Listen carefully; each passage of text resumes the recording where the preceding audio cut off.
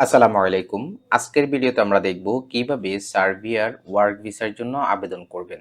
আমি এখন আছি সার্বিয়া সরকারের অফিসিয়াল ওয়েবসাইটে। এই ওয়েবসাইটের লিংকটা আমার ভিডিও ডেসক্রিপশনে দিয়ে দেব। এই ওয়েবসাইটে আমরা দেখতে পাবো ফর ফরেন সিটিজেনস। এই অপশন থেকে প্রথমে আমরা রেজিস্টার অ্যান অ্যাকাউন্ট এখানে ক্লিক করব। দেন আমরা এখানে একটা চেক মার্ক করব। অ্যাটাচ ডকুমেন্ট এখানে আমাদের পাসপোর্ট কপিটা আপলোড করে দেব।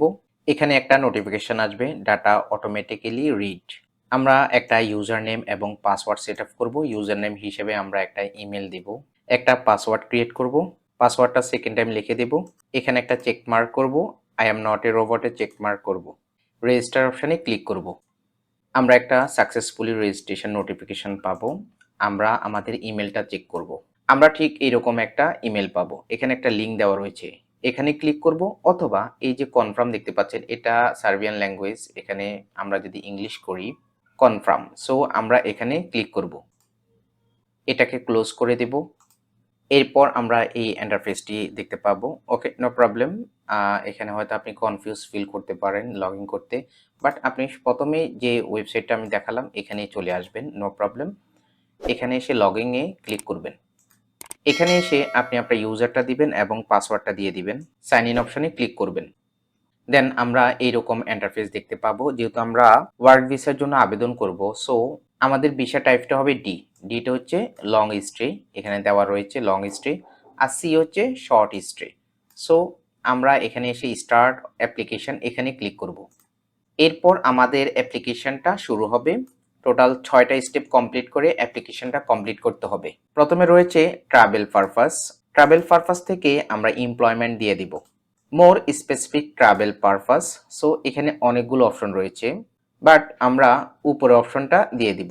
Employment on the ground of an employment contract or another contract exercising workplace rights. Okay, নিচে যাব, নেক্সট স্টেপে যাব। এরপর আপনি যদি খেয়াল করেন এটা কিন্তু ব্ল্যাক হয়ে গেল, আর এটা এই মুহূর্তে ব্লু রয়েছে, এগুলো হোয়াইট রয়েছে, অর্থাৎ আমরা ফার্স্ট স্টেপটা কমপ্লিট করে ফেলেছি, সেকেন্ড স্টেপে এই মুহূর্তে রয়েছি, আর বাকিগুলো এখনো হোয়াইট ব্ল্যাঙ্ক রয়েছে, এগুলো ফিল আপ করবো।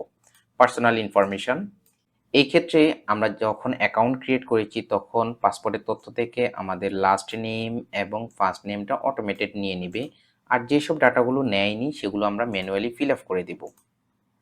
ডেট অফ বার্থ দেওয়া থাকবে। এই পাশে অ্যাড্রেস রয়েছে, আমরা আমাদের প্রেজেন্ট অ্যাড্রেসটা দিয়ে দিব।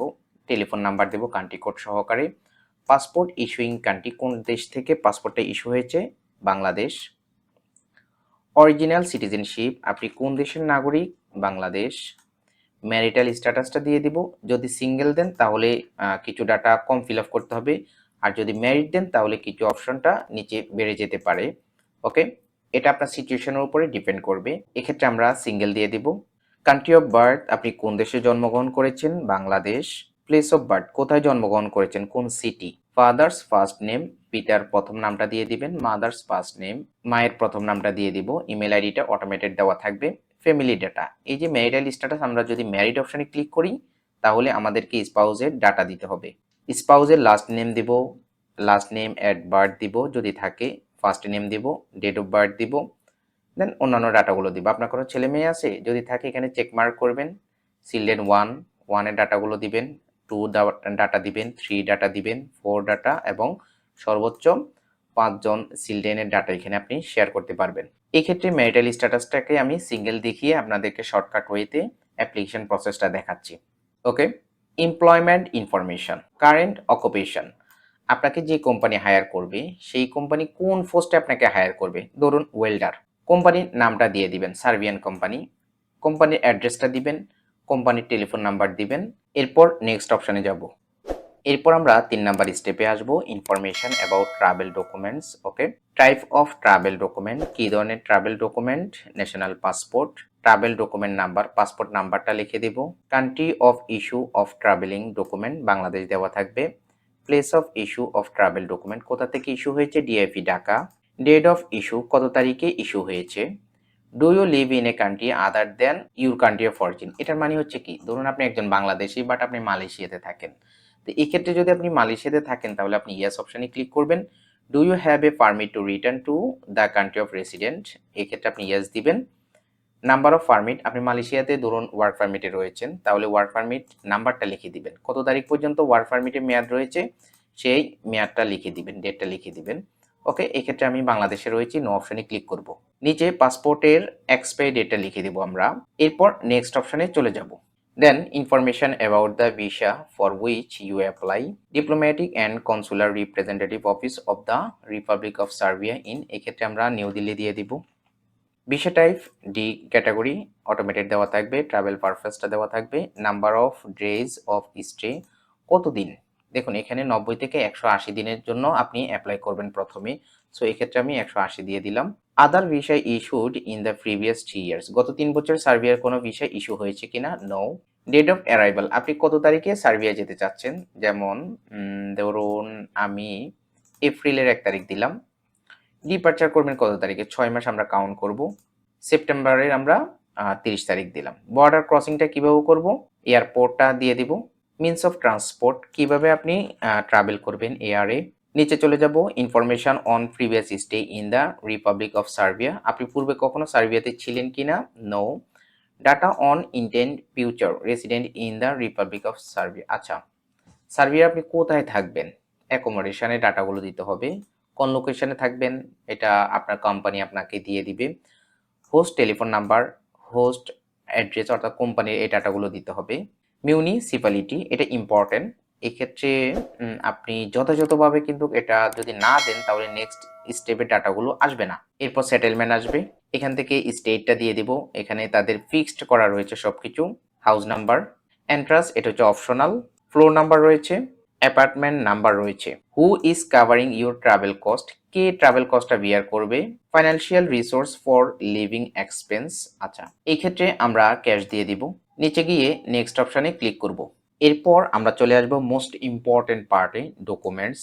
প্রথমে আমরা একটা ফটো, ডিজিটাল ফটো অ্যাড করব, এই ক্ষেত্রে ফেস ফটো। এরপর the first page of the travel documents, passport, পাসপোর্টের ফার্স্ট পেজটা যেখানে ইনফরমেশন দেওয়া রয়েছে বায়োডাটা পেজটা আপলোড করে দেব। কোম্পানি থেকে যে ইনভিটেশন লেটার দিয়েছে সেটা অ্যাড করব। Certificate of registration of A legal entity business association, এটা কোম্পানি আপনাকে দিবে। এমপ্লয়মেন্ট কন্ট্রাক্টটা এখানে আপলোড করে দেব। এরপর এই অপশনে একটা রুল বুক পাবেন কোম্পানি থেকে। আচ্ছা রুল বুকটা কি, আপনাকে যে কোম্পানি হায়ার করবে সেই কোম্পানিতে যদি 10 জনের কম কর্মচারী থাকে, কর্মকর্তা থাকে বা স্টাফ থাকে, সেক্ষেত্রে এটা দরকার নেই, বাট তবুও কোম্পানি আপনাকে দিবে। এটা মূলত হচ্ছে যে 10 জনের যদি বেশি হয়, যে একটা কোম্পানিতে 10 জনের বেশি স্টাফ রয়েছে, তো সেক্ষেত্রে কোন কোন স্টাফের মানে কি কি ভ্যাকেন্সি রয়েছে, কোন পোস্টে রয়েছে, কি কাজ, এবং ওই পোস্টে নিয়োগের জন্য কি কি যোগ্যতা লাগবে, ঠিক এইরকম একটা আপনাকে রুল বুক দিবে। এই রুল বুকটা আপনি এখানে আপলোড করে দিবেন। দেন এই অপশনে আপনার এডুকেশনাল সার্টিফিকেটটা আপলোড করে দিবেন। এরপর এডিশনাল ডকুমেন্ট 1, এক্ষেত্রে আমরা আমাদের ট্রাভেল ইন্স্যুরেন্স অ্যাড করে দিতে পারি। এডিশনাল ডকুমেন্ট 2, এক্ষেত্রে আমরা আমাদের পুলিশ ক্লিয়ারেন্সটা অ্যাড করে দিতে পারি। আপনি যদি একাধিক ডকুমেন্ট দিতে চান, যেমন ডকুমেন্ট 1 এর মধ্যে একাধিক ডকুমেন্ট দিতে চান, এক্ষেত্রে আপনি আপনার পুলিশ ক্লিয়ারেন্স একটা এবং আপনার সিভিটা অ্যাড করতে চান, তখন সেক্ষেত্রে দুটো ডকুমেন্টকে, দুইটা পিডিএফকে একটা পিডিএফ করে ফেলবেন, মার্জ করে ফেলবেন, দেন আপলোড করবেন। ওকে, ডকুমেন্টসগুলো আপলোড করে দিবেন। এরপর নেক্সট অপশনে ক্লিক করবেন। এরপর আমরা ভিসা ফিটা পে করব।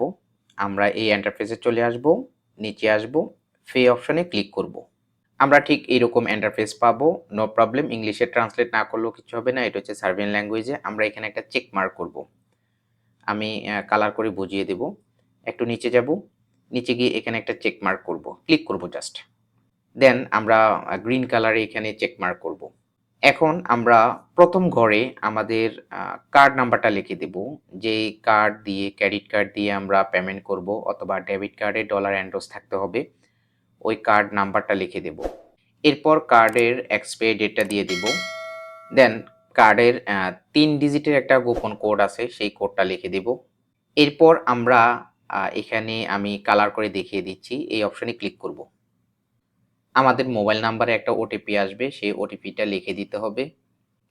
এরপর সাবমিট অপশনে ক্লিক করব। দেন আমরা নোটিফিকেশন পেয়ে যাব আমাদের অ্যাপ্লিকেশন ফিটা পেমেন্ট হয়ে গিয়েছে সাকসেসফুলি। আমরা একটু নিচে যাব, ব্যাকে চলে যাব, আমরা আমাদের স্ট্যাটাসটা দেখতে পাবো। প্রথম অবস্থায় স্ট্যাটাসটা দেওয়া থাকবে সেন্ডিং ডাটা ইন প্রগ্রেস, অর্থাৎ আমাদের পেমেন্টটা এখনো আপডেট হয়নি। এটা আপডেট হয়ে যাবে।